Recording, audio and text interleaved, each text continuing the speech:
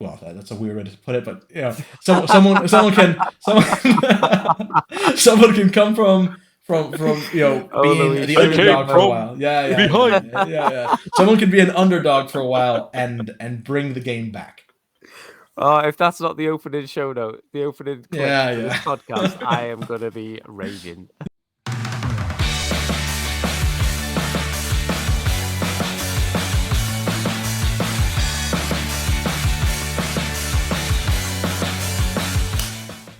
Hello and welcome, everybody. The Battle Chads are back. It's Luis and Josh. Hello. Bringing you everything Pioneer related today with a very special guest. He is the man that everyone knows and loves in Liverpool, the grandfather of Magic, Stefanos. Oh, hello. That's me. Hi, I'm Stefanos.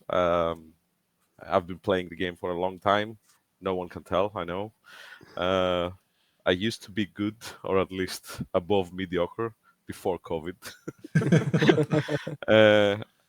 Yeah, I had some successes at some point of my life, but I've been trying to get back on competitive, and Pioneer is the way I'm trying to do it.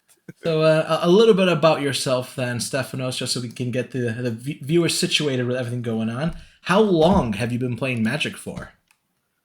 I think I've touched my first cards in 2000, but that was because my brother was playing the game since the beginning, and he said, "Do you want these cards?" And I was That's like, "Sure." Probably the strangest way I've heard someone say when they started. I first touched my cards. Yeah, and fair enough. I didn't play. Those poor cards. So I touched the cards and I didn't play. I didn't know the game, and I was like, "Yeah, they look cool." I started reading them, so I started actually playing a couple of years later. Like I started building my own decks, I started buying my own cards, and then I realized what the game was, and I slowly started playing tabletop. Basically, you could call it the Commander before Commander, because everyone was playing whatever deck existed at the time. Someone would play a turn to infinite combo, a legacy deck, or let's say vintage deck, and the other guy would have only standard or type 2 cards, as we used to call them at that time. Oh, you're definitely showing your age there, Stefanos, with type 2. Yeah, when damage went on the stack. Oh, not type 2 diabetes. Okay. No, that's another thing. But I started playing competitively a bit later. I think it was 2007 or 8. So that was the time that I started seeing the game a bit more seriously, let's say. And it excited me to play more competitively. I'm more of a limited player. I love limited, even though sealed is based on luck as well. But I do love sealed and draft. But I do like constructed as well. I had my biggest successes, which was only a couple of cash finishes in GPs, the big GPs, the one with over 1,000 people. Rest in peace, those GPs. Yeah, exactly. One day, guys. One day, I swear we'll be back. We'll have it again. Yeah, it was in the distant 2015 that I had a cash finish, and another one in 2017, I think. So yeah, that's me. Both of those times were before I started playing, and then I came to be, and you haven't won since. Huh, that's weird, Stefanos. Well, what can I do? Actually, just on the whole seal thing, because with these introduction of play boosters, how do you think that's affected seal? Because you said it used to be once upon a time about luck, and I suppose it still is. But you look at, like, I played seal for the first time in ages with the new set released, and the amount of rares you open, you're like, it's like 2 to 3 rares a pack. So there are pros and cons, I think, at least. So far, we haven't been able to play a competitive tournament with sealed, but all the pre-releases that we do, or whatever we play on Magic Online, for example, you will get more rares, yes, which will probably make your deck more viable than before. If you open just 6 rares and 3 of them were bad, at least now you'll have a better deck with the 12 rares that you're going to open, probably. I'm not saying that it's not based on luck, especially if in pre-release someone opens 9 on-color rares, and you're like, maybe I cannot beat that deck. But I am looking forward to my lottery day. I've already purchased my ticket for MagicCon Amsterdam for the Pro Tour qualifier, which is sealed. Modern Horizons 3. So I'm looking forward to open my lottery cards. Oh boy, Yes, oh definitely. boy. I think I've already pre-ordered a box off our supplier, so Yeah, good old Eldrazi summer. I hope everyone's ready. got to get a bit overtime in and ahead of that. Yeah. It's you know what? It's the joy that it gives you when you open cards as well, and Yeah. you're like, oh, what can I do with this card? It's the excitement that everyone has in them. Like from the newest of players to the oldest of players. Well, thank you very much for that, Stefanos. Stefanos here, funnily enough, guys, is the reason I started playing competitive Magic. He's the one to blame. So anyone who's ever played a Magic game against me in any sort of competitive setting, this is the man you have to thank for it, because I think it was back during M19, M19. when I went to my first pre-release. One of the cards that we saw was Sarkhan's Unsealing. And Stefanos told me, I think you should build a deck around this, just on a whim. And ever since then, I built my first competitive deck, started doing PPTQs with Naya Dinosaurs, one of the most random decks ever, but did really well. And I qualified to a few things with that, won a few tournaments, and he's the man you have to blame. So thank you very much for that, Stefanos. It's my fault. I'm sorry. So we've had the standard season just end, and the Pro Tour was quite good. I thought I didn't watch much of it because I was working over that weekend. But what I saw was some really interesting games, and what was it? Who took it in the end? It was Domain. Yeah. The Japanese player, I can't pronounce his name very well. Stefanos, you're better at Japanese. Go ahead. Well, what was his name? I think It was Yoshihiko Ikawa. Ikawa, I think it was. Ichikawa. Yeah. Ichikawa, was it? Ichikawa. I'll double check on that. Oh, Ikawa. Yeah, it was Yoshihiko Ikawa. Ikawa. Okay. Yeah. It was Yuta Takahashi who faced him in the finals. And then The fairy mastermind himself. Yeah, and he also had another teammate, I think it was Takumi Matsura on Boros Convoke, who got third, fourth, along with Arne. Who? How do you say actually? Is it Huschenbeck or something like that? Yeah, I think it's Huschenberg. Huschenbeth. Huschenbeth, I think it is. Yeah. I can't. Sorry if we're not pronouncing it right, guys. I didn't really know how to check the names or anything. Probably should have done so before the podcast. Sorry for anyone that knows how to pronounce them properly, and we didn't. But yes. Okay, Lois. Yeah. It was Domain that took it in the end. Very, very, very cool to see, because there was a lot of different decks in the top 8. I think it was 6 different decks in total, with Esper, Fiend, and the 4-color Legends deck being the only repeats. So quite varied, very open meta. But it does mean that standard season is basically over now. I think there's only the regional championship in Europe left to do. I think that's the only one left. I'm not sure. I'll double check the facts later. But I know that's maybe the only major tournament left for standard. So Pioneer season is truly kicking off. It's in full gear ahead. Everything's going forward. Some of us have already qualified for the next RC with Pioneer. Some of us are still struggling through. Which brings me to one of the first things we wanted to talk about when it comes to Pioneer. What is the deck that you're currently on, and what you think is best suited to your skills for Pioneer season for both of you? Mine is obviously Izzet Phoenix. I did really well with it, qualified with it, happy with it.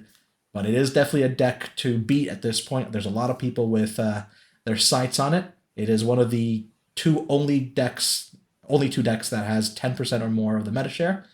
The other one being Rakdos Vampires. So what have you guys been rocking, and what do you think is a deck to be on if you really want to advance in this Pioneer season?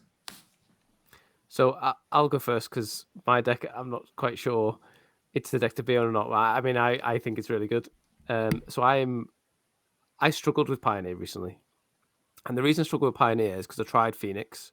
And I mean, me and Luis, we sat up late at night trying to get me to try to play Phoenix, and it was not to the greatest of success. Would you agree? I've seen some things on MTGO that no man should ever see. So I just think, so when you said like about decks that are good for you, like some decks you click with, you resonate with, and Phoenix for me, I've tried and it's just not the kind of deck for me. It just isn't. So I went back to the deck that I played in RC Lille, which was Greasefang. It's my pet Pioneer deck. I always like to have a pet deck in every format, and for Pioneer, for me, it's Greasefang. I just understand the deck. I like the deck.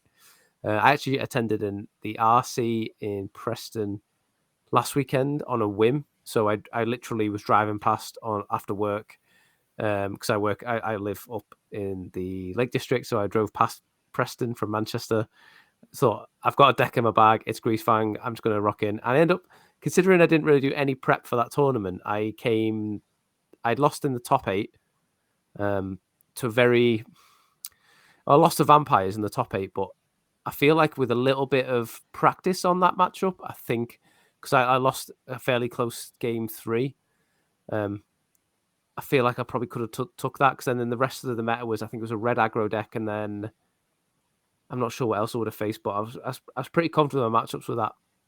So I think Greasefang is quite good right now. People think it's pretty bad. People aren't even touching the deck, but there's a pilot online. His name's Rishi_00, and they've been doing really, really well with the deck, a variation of the deck. My build is slightly different. The Discord is still very active within Greasefang, and that's where I am.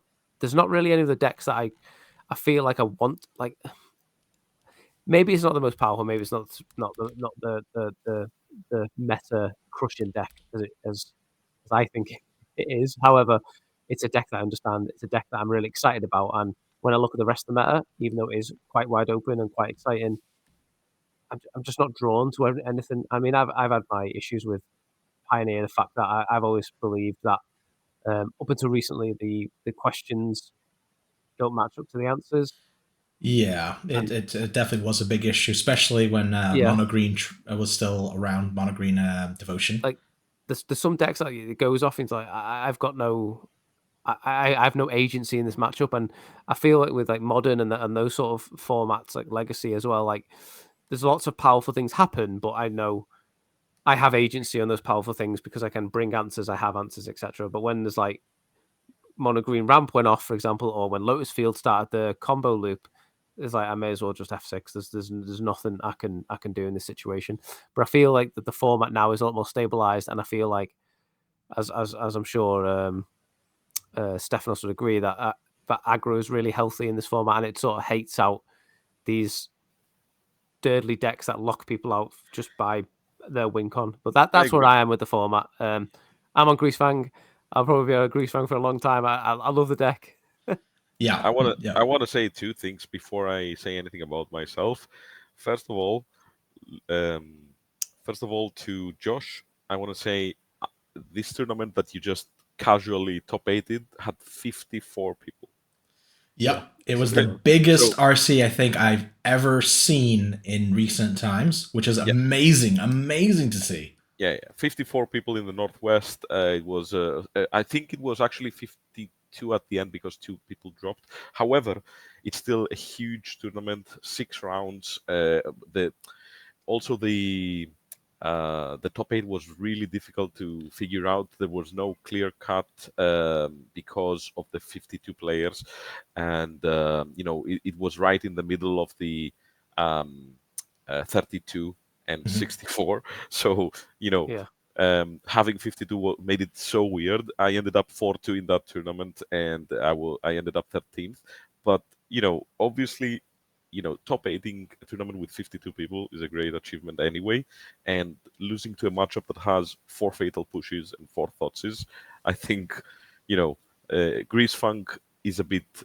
You might be talking about the questions and the answers, but Greasefang is very weak to the answers that are currently prevalent in the meta. That's why the deck, I think, is a bit of an underwhelming choice, in my opinion. But if you're a master at it, then you can do well with any deck. So my spicy tech for that deck was so I noticed there's a lot of you told me. Yeah, you told me. There's a lot of red removal, black removal, and sort of hand interaction, thought seizures, duresses, etc. So my deck, my tech was 2 Surge of Salvation's main board, which actually was a massive blowout on 2 occasions during that tournament. I had 1 mana open. I was against I think it was a blue. It was blue red. What's the artifact? Ensoul. Ensoul artifact, yeah. And play my Grease Fang. The Parhelion was in the bin. They were in the tank when I think they were discussing. They were thinking whether they should let it resolve the trigger resolve and then kill my Grease Fang, so the Parhelion then goes back to my hand. So it means I've got an extra step to get into the graveyard. They decided to kill the Grease Fang before the trigger, and then I Surge of Salvation, and then they looked at me, looked at the hand. I was like, oh, I wasn't expecting that. Yeah, I mean, like, I think it was a cool choice of you to just, it was so off meta to have 2 main salvations, and, people being on game 1, what the hell is this? Why? It also saved me against a Beseiju. They Oh, tried to that's Beseiju hilarious. Wow. by Parhelion. So I thought seized. It was against Angels. So Angels was a breakout deck for that tournament. Angels was a great meta call for that tournament because it was very heavy red, very heavy burn, aggro, and very heavy Phoenix as well. And I thought seized them. They had a Beseiju. They had the Beseiju mana up. I skipped a turn in terms of not playing my Grease Fang. Wait till turn 4, so I got the mana up. Did my Parhelion, crewed it in response. Parhelion in response. Surge of Salvation. GG. Yeah.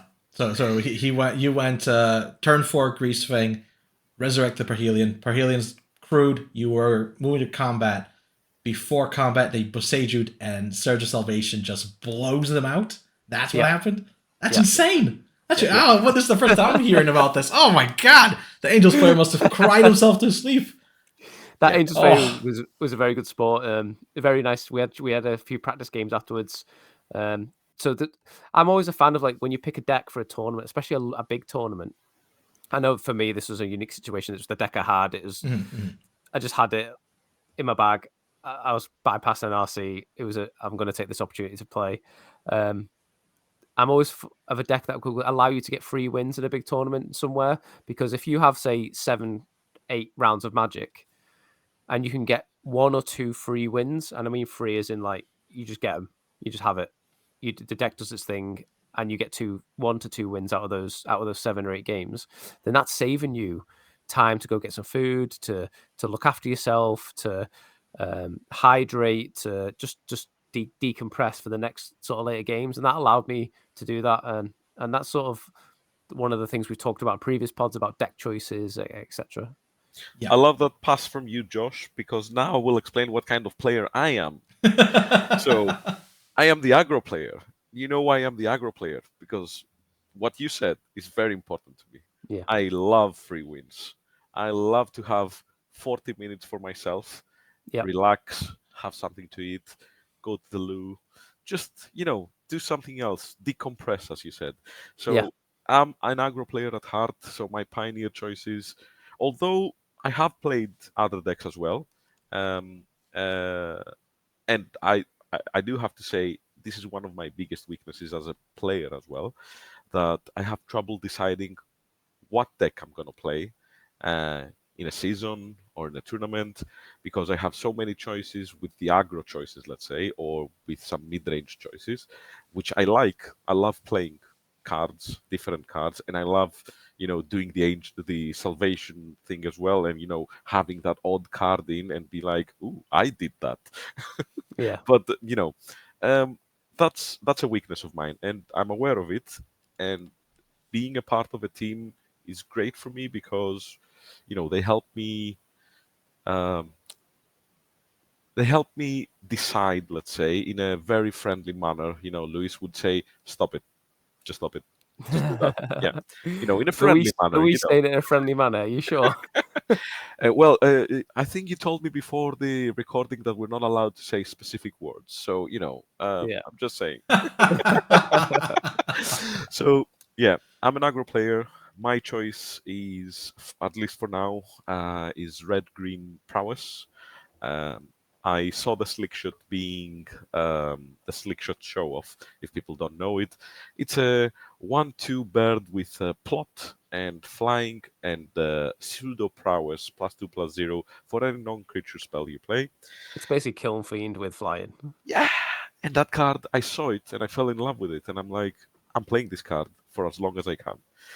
So I started building some decks, or at least I started putting it in some decks. First, I tried it in Pia. You exile all your cards, and because it has plot, I thought it would be cool in Pia. But then the team showed me a nice list, and I was like, oh, I can work with this.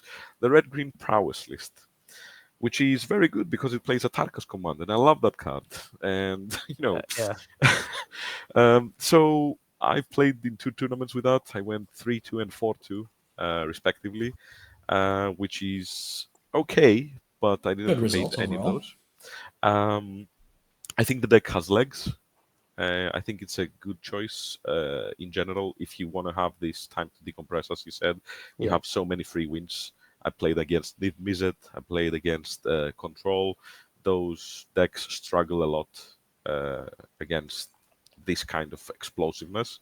But again, it's a deck that I enjoy playing. Other than that, I think there are decks that people could play and they could take over. I think blue-white control, although I'm not a player that likes that deck and I love crushing it, I think it's a great choice right now if you're a blue-white control player, because it probably beats the two best decks in the format. And from what I've seen basically in the last week, it has done really well. It has won 3 or 4 tournaments out of the 12 tournaments that I've seen over 25 players in Pioneer, and it's doing very well in general. I think it's a good choice. Maybe I'm trying to convince people to play blue-white control so I can crush them, but who knows? The Mono Black Discord. That's a great deck. Discard. Was a deck that was I've seen being played quite a lot, and that deck's really interesting. Like the way it works. Like for example, I saw they had what's it called, Waste Knot. Yeah. I was watching a game where the Mono Black player had 2 Waste Knots out, and he was against a Lotus Field combo deck, which I'm so happy, by the way. This meta is really hard for Lotus Field because that deck is horrendous. The fact that exists blows my mind. Anyway, they cycled. What's the cycle which untaps lands? Or over the pages. Yeah. No. The cycle creature. Oh, the Vizier of Remedies? The Vizier, yeah. Yeah, the Vizier. And you saw they were in a tank. They cycled the Vizier. They made 2 zombies, obviously, because the Waste Knot says if you discard a creature spell, you make 2 zombies. You make a zombie, yeah. Or a zombie, but they had 2 Waste Knots out, we had 2 zombies, which was enough for lethal on the backswing. But they were just in the tank. They had to dig. In general, I think the Waste Knot decks are very well positioned as well. Yeah. They do require a high level of skill. You need to play them because they have a few dead cards, especially in game 1. Yeah. But one thing that I wanted to say, and I'm sorry if I'm monopolizing the conversation, I do apologize. What I wanted to say is that when in the previous season, Lotus decks were really good, were really powerful, and devotion decks, obviously. So I knew from that time that the card that was going to be the most important as an answer, because as you said, more questions than answers, Josh, the only card that could answer those preemptively is Thoughtseize. Yeah. And I think Thoughtseize is healthy for the format, and that's why it's the most... Don't let Christian hear you say that. Oh, Christian, I know. Christian is going to be seething right now. I do apologize, but it is the most played card in the format, if you see the stats, and for good reason. No, it's Thoughtseize, in my opinion, whenever Thoughtseize is the most played spell in a format, it's a healthy format. Yeah. As much as some people may disagree and think that Thoughtseize is an unfair, unbalanced, blah, blah, blah card, it is innately fair. While yes, it gets to look at your hand and take whatever piece it wants, it doesn't cost you or as the opponent of Thoughtseize mana, which means it's not costing you any tempo, which Magic overall revolves around tempo, especially in these more fair formats like Pioneer and Standard. Yeah. That's why it's such a fair card. If it's not costing you tempo, it means that you have a little bit of room for error and how you can play the game. Yes, they might be able to look at your hand and take the card that's best suited in the future turns and all this, but it doesn't take away your other plays that you could have done that turn, which is really, really important. Yeah, and the one thing about Thoughtseize I would say is like often enough the decision's really difficult because you have to think, right, I'm playing Thoughtseize now, but I have to think, how many turns is it till they top deck something that makes his hand good? Or what do I actually take? Because if they've got 2 or 3 removal spells and I'm on a combo deck, like a creature combo deck, like Greasefang, am I just going to let them have the kill spells, or am I going to take away their game-winning piece, for example? Or am I going to try and... It's not as easy as just pointing a spell at your hand and then stripping the thing that will win you the game, because guess what happened to me in the final of my... the dog doesn't love me anymore, by the way. Guess what happened to me with my vampires matchup is I took their Sorin because I feel like there was a correct, because they had the Sorin and the big vampire. What's it Vein called? Ripper. Yeah, Vein Ripper in the hand. And it was like a 50-50 choice. Do I take the Sorin or the Vein Ripper? I took the Sorin because I thought they'd probably get more value out of that on curve, even if they didn't have the Vein Ripper in hand. And guess what? They literally, the turn after, top decked Sorin and played it. It's the thing that's always been said about Thoughtseize and all those discard spells. You can't Thoughtseize the top of the deck. Yeah. Yeah, it's the classic. But we might see a rise. This is interesting because of Thoughtseize and because of red decks being, punishing the decks that are controlling the meta. Let's say, we might see a rise in Leyline of Sanctities in the sideboard. Yeah, Leyline of Sanctity, it's a card that's always been around. It's quite decent as far as the Leylines go. It often does something that impacts the opponents you play it against. I know from the side of Mono Black Control, it feels nearly impossible to beat Blue-White if they have a Leyline of Sanctity. Yeah. Because I think it blanks about 12 to 18 cards in your deck. No blank targets, targets. It's horrendously hard. Or Invoke Despairs, anything like that. It completely get blanked. It sucks. However, Leyline of Sanctity overall is not very good against most of the meta. It's great against Rakdos Vampires. It's great against Mono Black.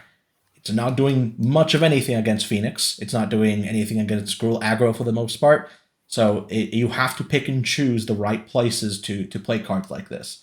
That's why there is one deck that I think, along with Blue-White Control, can play Leyline of Sanctity, and that's Niv Mizzet. Yes, Niv Too Late. Yeah, that makes sense. Yeah. Which is a deck that I was thinking about to play as well. But because I'm an aggro player, I hate playing long games. I just hate it. And it's hard for a tournament as well. Do you think having because I'm predominantly in sort of older formats, a blue tempo player, and I often see decks and I'm drawn to those decks because that's my play style. But do you think that the way people identify with decks, like I am this player, I am tempo player, I am aggro player, I am control player, do you think that sort of limits, on a competitive level, limits that player to that strategy? Because, for example, if you're an aggro player and you're in a format where aggro is just neon viable, and obviously a format where aggro is not viable is not a healthy format. But let's, for example, just for this example, say aggro is not viable in this meta. Yeah. Does that sort of limit your success when you think about it competitively, or do you think having the deck archetype of your choice or how you feel comfortable is actually gives you that edge competitively? I think it go for it. Oh, sorry. No, you go first. It depends. I think it depends. For me, I think being linear and just saying, "Oh, I only play this," is a mistake. But at the same time, recognizing your strengths and knowing what you can do well is important. But there's no harm in trying something different and seeing if you can do something. For example, there are a lot of mega pros and Hall of Famers that are like, okay, I like playing those decks, but if there is a clear best deck in the meta, I'll play it. Right now, in Pioneer, there isn't a clear best deck in the meta. So you can play any of the decks that you think, this is the same for every format. Any of those decks that you play well, or the archetype that you play well, I think you can play it, because there's nothing that's not viable right now in Pioneer. I've always took the stance that if you know your deck very, very well, and you're say on a tier 2, tier 1.5 deck, I think you would be better playing that deck than playing a tier 1. I'm not going to say S tier decks, because S tier decks to me are on the verge of bannable good. But let's say a tier 1, super clean, super obviously top best deck in the meta.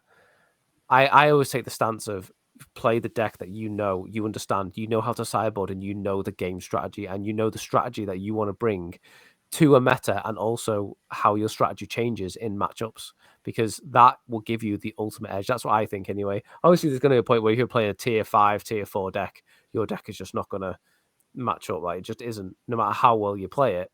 But I do think there is a balance, and the balance leans towards the other side, how well you know your deck. Because if you're playing a deck that isn't necessarily tier 1, for example, like you're playing Phoenix or Rakdos Vampires and Pioneer, if you're not playing a deck that people prepared for, like I did with Greasefang, or people know how to play against because they've not really seen it, or they're not really practiced against it, that's going to give you the edge, particularly if you, like I said, you are really good at that and you understand that deck. Yep. There's a lot there with tier 1.5, tier 2 decks. A masterfully played tier 1.5 or tier 2 is much better than a mediocrely played tier 1. It goes back to the sayings of like being, I'm not afraid of the man who has done 1,000 punches, but I am afraid of the man who has done one punch 1,000 times kind of thing. Being a master at something and really, really getting in there will show up for you. Your skill on something that you've done a billion times will pay its fruits. It's an amazing thing to see. You have players like we talk about him a fair bit. Reed Duke. He is known as a mid-rangey, control-y style player. That is what he does. He takes longs on his turns. He's a very methodical player, but he knows how to play aggro. The man's learned how to play prowess a lot. You see him doing videos on that. He's played combo with Is It Creativity, and he won a pro tour with it as well, I think it was. Yeah, that's right. But when you see him play mid-range, he is insanely good. He makes decks like Jund Sagavan or classic Jund, which for a while have been weaker in Modern. They've been tier 2, 1.5. He shows them off insanely well. You can see how practiced he is in these kind of decks. And it goes to show that you can really do well with something that you practice and put your heart into. As long as the deck isn't too out of reach in terms of what's going on in the meta, don't be afraid to pick it up and play it. If you know you put in the hours and the effort to get good at something, make use of it. It's a very important thing to recognize and do as a Magic player. You've got to have that inherent interest in it as well, though, right? Like for me, you look at like Yawgmoth and Modern, for example. Like that's a deck I just don't want to play. I know it's really good. I know it's crushing. It crushes tournaments. It's just nothing. I just don't want to play that deck. I'm not interested in that deck. But when I look at things that there's certain decks that I look at that like maybe not necessarily my play style, but I look at it and be like, oh, actually, that's a bit different to what I like. But I like what it's doing. For example, I'm interested in the creativity decks, particularly in Modern. Like it's something I'm like, ooh, if MH3 wasn't about to drop, that may be something I'd like to invest in just to try and give it a go. I might try it online maybe, but it's not necessarily the kind of deck that I play, but it's the kind of deck that spiked my interest, and that interest is what gets you sort of learning that deck and really getting to grips with that deck so you can eventually win with it. Yeah. Absolutely. Like the affinity deck in Modern that's coming. Kappa Cannoneer and all that. Oh boy, there's so much to talk about and unpack there. Oh my god. Laughs in meltdown. Oh, The time yeah. will come to talk about that as well, yeah. Yeah, but we'll save the modern talk for a different episode. Oh man, but when it comes to everything we're talking about and everything to do with the Pioneer season, we know the decks to watch out for right now are Rakdos Vampires, Arclight Phoenix, Niv to Light, and those are the known decks, the known entities, very popular, very strong decks. But as we were saying, Pioneer is a very open format. The recent tournament you guys went to, the top 8 was Greasefang, Amalia, Angels, Phoenix, Convoke, Mono Black, Mono Red Prowess, and Red Black Vampires. There's 8 different decks there, all decently well-known decks. Angels obviously was around and then went away, and now suddenly it's making a decent comeback. Angels was a great meta call for that tournament. Very good, very good. There was 2 Angels pilots, and they both came to the same conclusion. There's going to be heavy red. There's going to be lots of Phoenix. I'm bringing life gain and big, chunky Angels. And it was Rory Smith who was on the it's Smith, isn't it, surname? Yeah, I think he was on an Angels deck, yeah. Yeah, he was on the Angels deck. He went undefeated. He conceded in the semis, I believe, because he can't make the RC in Lille. So he conceded for prizes basically, and not 4 prizes, but he conceded on a split prize basis of the top 4. So one of the others could get that spot, and he was undefeated all day with Angels. Yeah. Great meta call. It would be hard for Prowess to win against it, I think. He went to the finals. I mean, he went to the finals against Red Black Vampires and somehow beat it. That's I don't know what happened there, but I lost to that Mono Red player as well, and very good sport. I know him from before as well. He's a good player. Yeah. It was a cool game that we played. I lost the die roll. That was very important. But why you like this? Yeah, I was thinking about that game actually, and I was like, oh, I have to find ways to, be able to beat that matchup from behind. That's the most difficult thing to do in an aggro mirror, to win from behind. When you're on the defensive, it's very difficult to actually win. It's getting back that tempo, isn't it? With the aggro matchup. So when am I burn spells going from creatures to face, for example? I'm trying a secret tech.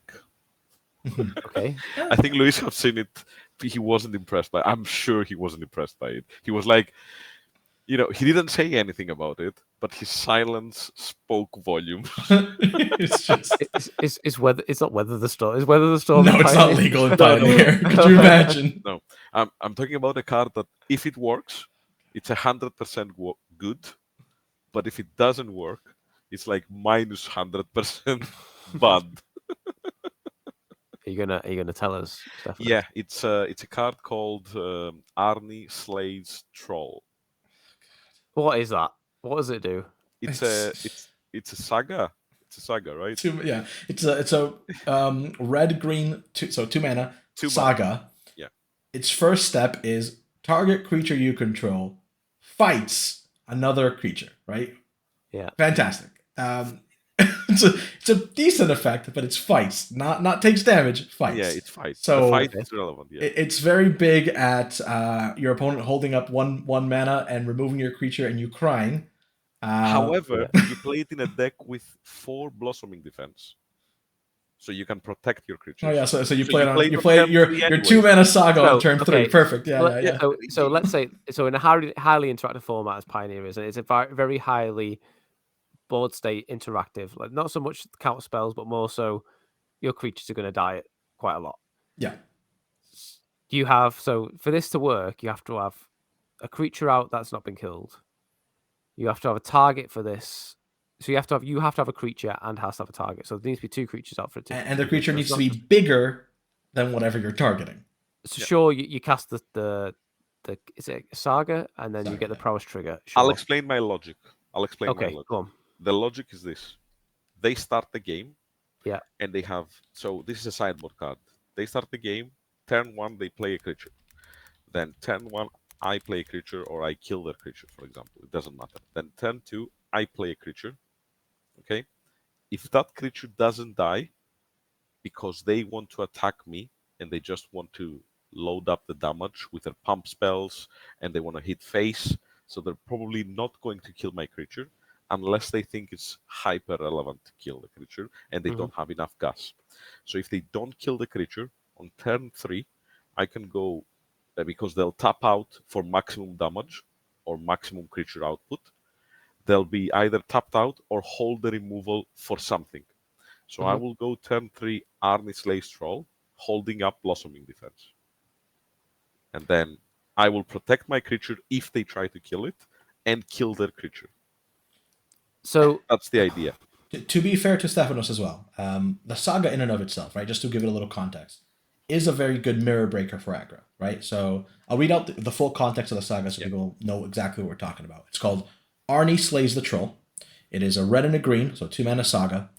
Step 1, target creature you control fights up to 1 target creature you don't control. Step 2, add a red mana, put 2+1/+1 counters on up to 1 target creature you control. And chapter 3 is you gain life equal to the greatest power among creatures you control. Now, the card itself sounds quite powerful in the aggro mirror. Let's say something like a Swift Spear turn 1. This card turn 2 after your opponent has done whatever and attacked you.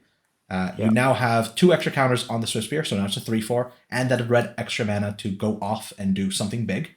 And then on turn 3 of step 3, chapter 3 of the saga, if your creature's still alive by that point, let's say it's a 5-6 power, whatever you're doing, or you can even, any your creature. Yeah, exactly. Or on your main phase, in response to the trigger, you grow your prowess trigger, your creature really big. You're gaining, 6, 7, 8, whatever amount of life. That's huge in an aggro mirror. So it has merit in that context. It does need a little bit to make it work. Requiring a creature, your opponent to have a creature to also fight all these things, a lot of hoops. But if you get it off, especially in its full context, it basically wins you the matchup. That's an interesting tech card, I think. To me, it sounds like a lot has to go right. Correct. That's why you hold up Blossoming Defense. That's why I think green has the upper hand on this. If you play green and you have protection for your creature, that's super relevant. No. I do like the green. I do like that because it plays. Red has no answers against black removal, right? Black removal's everywhere. Yeah. Fatal push is everywhere. Like all your creatures, I believe all the creatures in the mono red specifically and the green die to fatal push. And what the protection spell does is if they time that kill spell wrong, say if they want to fight in combat, it will severely punish them. Yeah. But if they do it how they should, after combat or in their turn, you've traded like a spell for a creature that is continuously doing damage, and that's the whole when you're playing burn or aggro and anything like that, a lot of the damage comes from the creature. That's what finishes the game. That's what accumulates the most damage. You might cast shock or whatever to the face. That's 2 damage, and that's it. But a creature continuously hitting that opponent, that's where the damage accumulates. So that 2 mana for that creature, it works out to be 8, 9 damage, for example. It lets you play your aggro deck akin to Infect, a green deck with protection, which is a very interesting way to take aggro. And it makes aggro better against control style strategies. That's what it does. It wouldn't be viable without Slickshot. It wouldn't be viable. It's Slickshot and the haste that makes it so good. I think Slickshot is a really good card for the format. Really good card for this format. I think it just like Thoughtseize and how it keeps hands fair and people from being able to do that kind of stuff. Slickshot allows you to stop these kind of not so interesting kind of combo decks like Lotus Field that just plays itself for who knows how long. It keeps them fair. It keeps them. Listen, if you want to ignore me and combo off, well, you better survive this. And a lot of the times they can't. So now they have to find answers to survive, which will slow down their actual combo, which keeps the game healthier. Yeah, I agree. I think the creature that aggro being as viable as it is now in Pioneer is really good for the format, and it makes more interesting games. As Louis said, you're not sat there. I mean, no hate to any of the Lotus players, enjoyers, and all that, but you your deck is boring, and and you know, I mean, we don't want to. You might be really interesting lines, and it's a really. I just like that it struggles right now. I like that deck struggles. I like that it exists. Don't get me wrong. I like that, you know, the format is wide enough that can exist. As in, you know, people are probably salty the fact that I get a Parhelion on turn 3, and somewhat finish the game there and then, but at least I do it quickly. Yeah, Josh is the kind of guy that loves his combo decks like Dredge and Infect and that kind of stuff. In the sense of they're very quick, aggressive combo decks. He doesn't like the slow. Maybe I'll defeat you this turn. Maybe I'll just make 1,000 game actions and. I'm not smart enough for that. I'm just not. Or I've been patient enough. I've been trying for a few weeks now to break a Dredge deck in Pioneer, but it's so difficult to make it consistent. I mean, I've seen some lists top 8ing as well, and I'm like, ooh, that's similar to the idea that I had. There was when Pioneer first got announced, there was a Dredgeless Dredge deck, and I think that's the first deck I actually put together. And then I played it, and I realized it was awful. Yeah, it was, but there is a card now that makes it so much better. It's a black-green enchantment. Insidious Roots. Yay! That card is insane. Someone played a really my opponent on round 1 in Preston actually played a really cool, interesting idea. He built it himself. It was his first tournament, so he wasn't, you know, as resilient and experienced as a player. But the deck idea was really cool. Insidious Roots with Oven Cat and Satoru. Okay. Because way to play it. Yeah, because every time the cat was entering, he was drawing cards. I like that. That's actually pretty cool. It's very cool. Sultai Roots. Yeah, Sultai That's very Roots. Cool. It wasn't consistent enough, but if it went off, oof, there's some cool innovation. Yeah. And you know that's exactly what we're talking about right now. Pioneer is a very open format. There's a lot going on. You can play just about anything as long as it's a functional style deck. You'll be able to play it and to decent success. And there's a lot to watch out for. You know, I was saying it a little earlier. Red, Black, Vampires, and Phoenix are the 2 decks to really watch out for. But everyone is preparing for them and is being able to beat them. So I think people need to be ready to be on a different style of deck. What do you guys think is the deck to be on to surprise or get that win at this current moment? Because as much as I love Phoenix and Vampires, and I would recommend Phoenix every single time, I know that people are ready for it. Everyone has a lot of sideboard cards ready to just beat Phoenix. So what can you do to get around this and be that secret tech to win the RC? So what I've noticed with Pioneer is that every deck you choose, there's going to be an anti-deck to that deck, I've noticed. So it really rewards you if you can predict the meta. Like with the Angels players in the RC, they predicted that meta really well and brought a really good deck to that meta. If they faced Amelia combo, for example, they're just dead in the water. Like what can they do against Amelia combo? They don't have much interaction, really. Not instant speed interaction. And then they play an Angel. Goes off, say it again, sorry. Collected Company. Well, yeah. I suppose they got Collected Company, but and it makes 2 big Angels. Yeah. I gain life. Me too. Here, have a 2020 in your face. But I mean, I'm not sure Amelia was well represented then, but I do know it's a well represented deck across Pioneer as a format itself. And then if you're playing, for example, well, I played Greasefang, and you might think, well, why would you play Greasefang in a deck that's got a lot of incremental hate towards it because of Phoenix? I was like, well, the main graveyard hate to Phoenix is Unlicensed Hearse and Ashiok. And Ashiok exiles my graveyard at sorcery speed, and I can instant speed fill my graveyard. Same for the Unlicensed Hearse. I have main board answers to that card. And then if they do bring the Unlicensed Hearse in, guess what? I've got a secondary game plan of a semi-decent mid-range deck.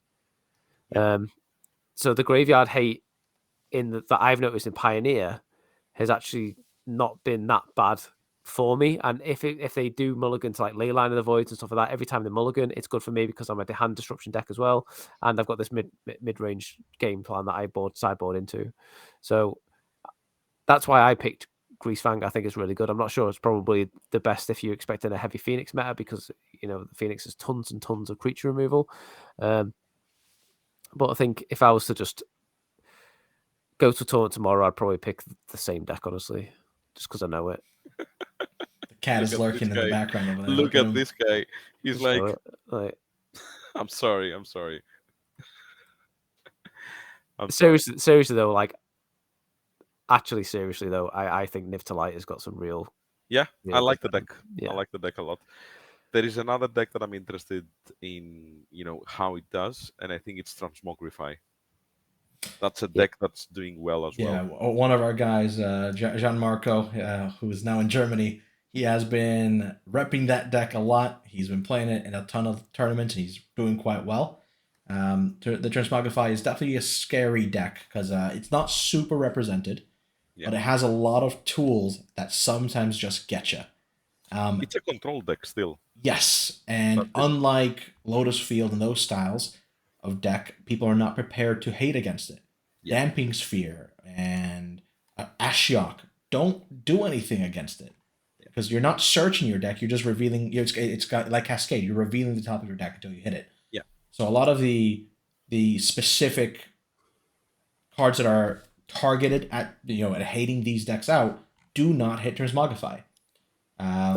So there's a lot of merit there at playing something that is just outside of the reach of the sideboard cards that are expected, but still is functional enough in its main board that it feels powerful.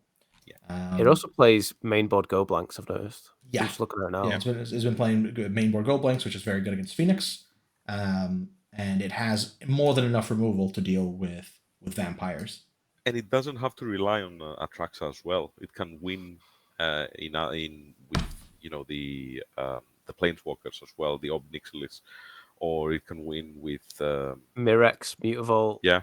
Or just Fable beatdown. Tokazan, Fable. That Case of the Stash Skeleton. That card is great. It's surprisingly funny how often people were like, "Oh, I can't destroy the skeleton because then they'll search their specific card," and they're just taking 2 every turn, getting absolutely ravaged by a 2/1 skeleton. It looks like one of those. It does look like one of those decks where as soon as you focus on the main deck strategy, you're going to get your legs taken under by these little incremental damage creatures that are just part of the deck.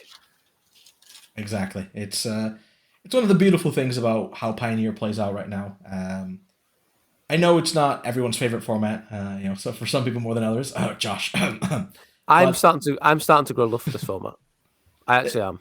There is a lot of fun to be there. I do think Outlaws of Thunder Junction was very good for this format. I genuinely think Pioneer is starting to feel like Modern before the printing of all the Mono Horizons cards and the supplemental sets. While it's not quite the same power level because of fetches and that kind of thing, cards are generally stronger nowadays, so it feels close enough. The interaction is fair. The interaction is interesting. There's no free spells in Pioneer, which I, for one, think has definitely changed the game in Modern to potentially worse, potentially not what we were really wanting. You can't say it's not exciting though. It is exciting. There's definitely a lot there. But if you want fair Magic, right, proper fair Magic, where you can interact and have these interesting kind of games, Pioneer is the format for you. It is more powered than Standard and has a little bit more give and take, where Standard can sometimes feel a little too heavy on the tempo, and whoever goes 1, 2, 3 wins. Pioneer has enough tools to answer that now. There's enough wraths in the format. There's enough removal. There's enough just general interaction. Disruption, yeah. Exactly. Where you can have proper games of Magic where there's give and take and someone can take it from behind quite... Well, that's a weird way to put it, but someone can come from Oh, being Luigi. the I came underdog for a from while. Yeah. behind. Yeah. Someone could be an underdog for a while and bring the game back. Oh, if that's not the opening show note, the opening clip Yeah, for this yeah. podcast, I am gonna be raging. Yeah, of course I would say something stupid, but here we are. Here we are. You're allowed to. You're allowed to. Well, It, sorry, go ahead. no, Go ahead. go ahead, Stefanos. No, it's just I want to say that the format has become better. Like you can tell, I started playing Pioneer from its get-go, and there were so few decks that were actually good in the beginning, and now we're talking about a format that you can play. You can realistically play any of 12 decks right now, If not and more. if not more, yeah, and be actually successful with them. So yes, there are better decks than others, but there are a lot of good decks right now, and the format is quite open. I enjoy it. It's it can be grindy, it can be explosive, it can be a lot of things. And there is, the best thing about Pioneer, I think, is that there is still room for innovation. There's still room for innovation. The format can still get better. That's my you know No, I fully perception of agree. it. I fully agree. I don't think Pioneer is a fully solved format by any means. And with new, more powerful sets coming through, it always adds new layers, new flavors, and new ideas. Like the Rakdos Vampires deck, that was unknown. No one had done anything Yeah, with it for ages, and suddenly, boom! Here it is. And it And existed right before the Pro Tour hit. Like that deck was there for people to find. yeah, people could have found it, but it Yeah. was a Team Handshake that found it. I can't remember. Or Channel Fireball? No, Channel Fireball. It was a Channel Fireball that found it, or the team, right? And Yeah. it worked great. I just saw a deck right now, like from an RCQ in the US, that came second. I don't know if it was a split or if it actually came second, but I've never seen the deck before.